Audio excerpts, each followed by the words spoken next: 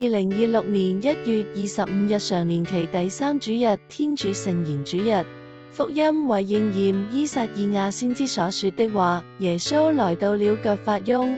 恭讀聖馬竇福音4章12節至23節。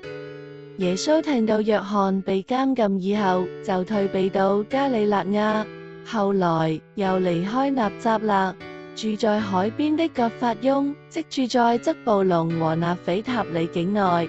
這應驗了依撒意亞先知所說的話：則布隆與納斐塔里地，通海大路，約旦河東，外方人的加里肋亞。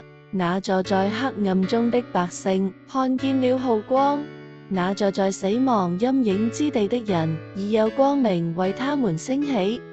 從那時起，耶穌開始宣講說：你們悔改吧，因為天國臨近了。耶穌沿加里肋亞海行走時，看見了兩個兄弟，稱為伯多祿的西滿和他的兄弟安德肋，在海裏撒網。他們原是漁夫。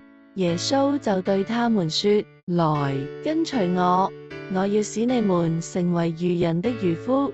他們立刻卸下網，跟隨了耶穌。耶穌從那裏再往前行，看見了另外兩個兄弟，載伯德的兒子雅各伯和他的弟弟若望，在船上，同他們的父親載伯德修理他們的網，就召叫了他們。他們也立刻卸下漁船及自己的父親，跟隨了耶穌。耶穌走遍了全加里肋亞，在他們的會堂施教，宣講天國的福音，治好民間各種疾病、各種災殃。上主的話。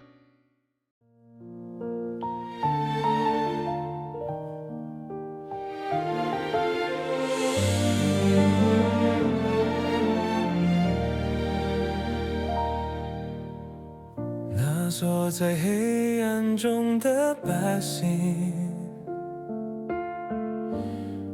看見了好光；